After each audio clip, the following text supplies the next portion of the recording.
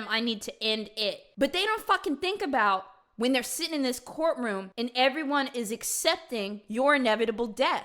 You're sitting in this room without these people, but you've been cast out of society to the point that they've decided that you have to die. It's so strange and it's so surreal. And I'm like, ain't nobody thinking about this when they're in the moment, huh? This is real. Like, this is real shit, bro. Joseph, you have not only forfeited your right to live among us, Damn. but under the laws of the state of Florida, you have forfeited your right to live at all. Sorry, I'm having trouble hearing. Accordingly, it Okay, is Siri, we hereby didn't ask for ordered that. and adjudged that, as to count one, for the first-degree murder of Pilar Crowell, Marlon Maurice Joseph shall be delivered into the custody of the Florida Department of Corrections at the Florida State Prison.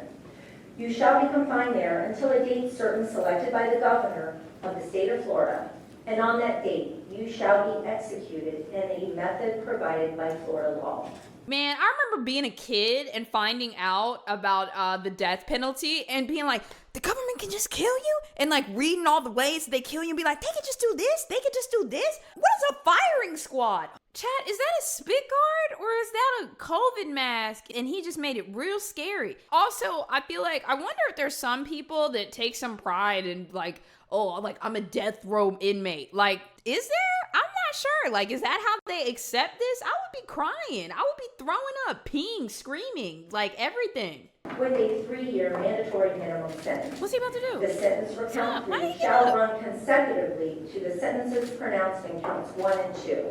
Therefore, Dude, also, that's gotta be so surreal. Like, I can't get over this. Like, you have now been cast out of society. You are being sentenced to death. And just the way that he just looked around the room is so eerie to me. Have you ever been in a room where there were no allies? Marlon Maurice Joseph, may God have mercy on your soul. How you gonna sentence me to death and then say, may God have mercy on you? Oh, I guess like for the afterlife. No, he needs that. Is this the, I think they pan over to the family. No, they're crying. I can't handle, dude.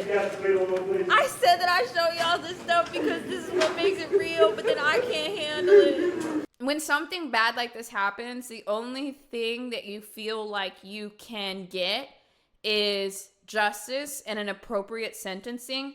But if that's like the grandma of this mom and, you know, basically her granddaughter, even a death sentence, it doesn't feel that for you.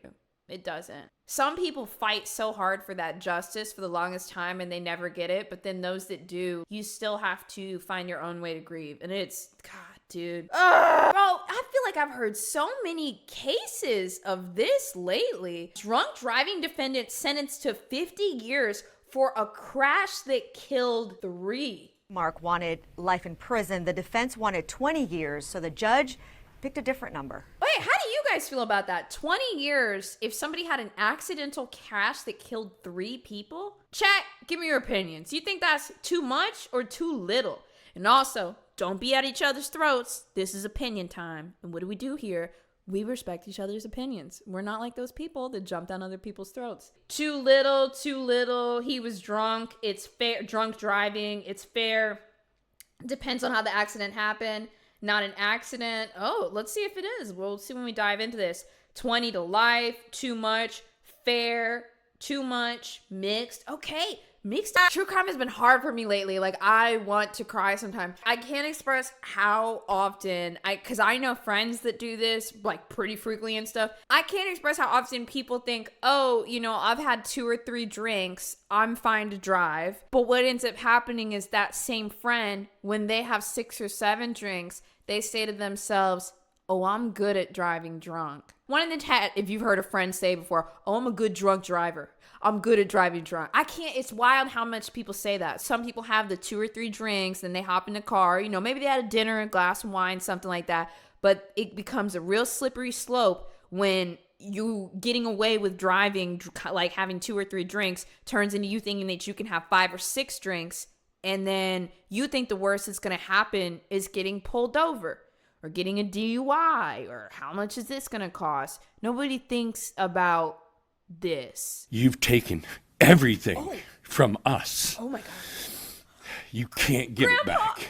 There is no forgiveness for this. I wake up several times at night from pain, but also from nightmares. My nightmares include being left at the scene, screaming for help when you weren't there. Prosecutors asked the judge to throw Pereira in jail for life.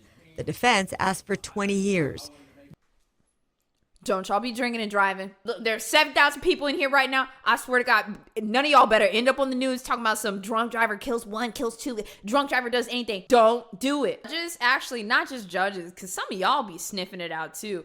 Judges can sniff that out from a mile away. If you're only apologizing because you want to go home with your mom, it's not going to work. Man accused in triple murder has courtroom outbursts again. Ah, boy, here we go. Your job is to do your job, not to worry about me. That's what I'm saying. Well, I worry about me. You worry about your self. That's Bryce Rhodes talking to Judge Charles Cunningham. Rhodes is accused of shooting Christopher Jones, then stabbing to death two witnesses, 14-year-old Larry Ordway and 16-year-old Maurice Gordon.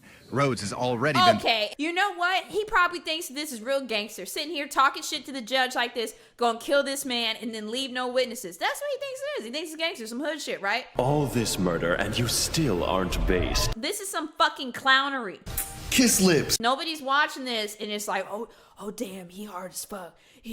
Nobody's watching this thinking that. You're a normie and a beta male cuck. Through two attorneys and is now asking for his third one to be removed. I'll just ask you, why do you keep refusing to get this man off my case when we keep having problems? Do you have something personal against me to where you don't want to remove him?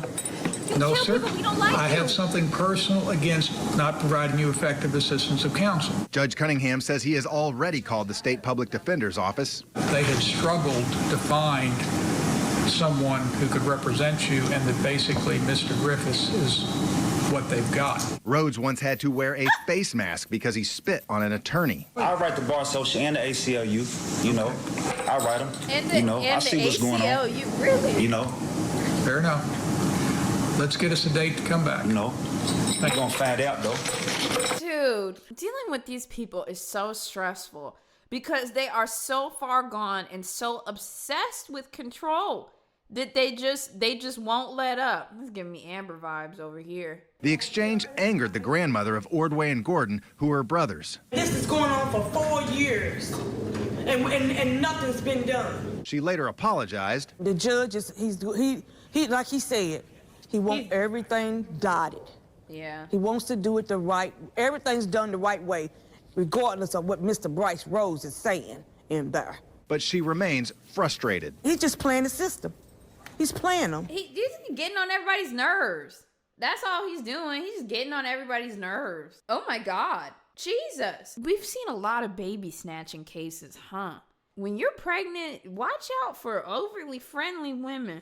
A Colorado woman gets a century behind bars for one of the most unthinkable crimes. It all started with a fake pregnancy and ended with her cutting another woman to steal her unborn child. Goodbye. Denver 7's Russell Haythorne was at today's sentencing in Russell. Michelle Wilkins was there to see her attacker sentenced. Oh, she survived. She was in the courtroom today, and this case was so distressing on so many levels. It went all the way to the state capitol last year, forcing lawmakers to take up the issue of unborn children and murder charges. It seems like they've already stepped in on unborn children. But today the victims said both society and justice responded appropriately. Judge Maria Birkencotter, stern and commanding. She looked like she about to give us some justice. That's where we got that 100-year sentence. Chat, 100 years for trying to steal another woman's unborn baby, and essentially I'm assuming that the baby passed away. 100 years. Fair or too little? I'm gonna have to say fair. What'd y'all say? Yeah, those are my boys. All right, my bozos. No, the baby lived. The baby lived? Still fair. The intent is terrifying. People are hungry to hear from Ms. Lane, to hear why you did this.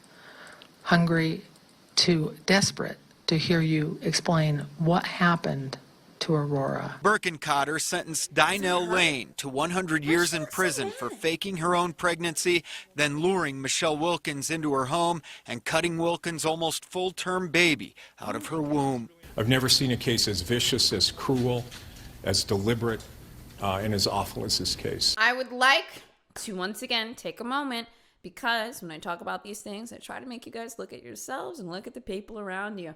Okay, so right now, in this moment, you're good, right? I need you to think into the future. Listen to me. Don't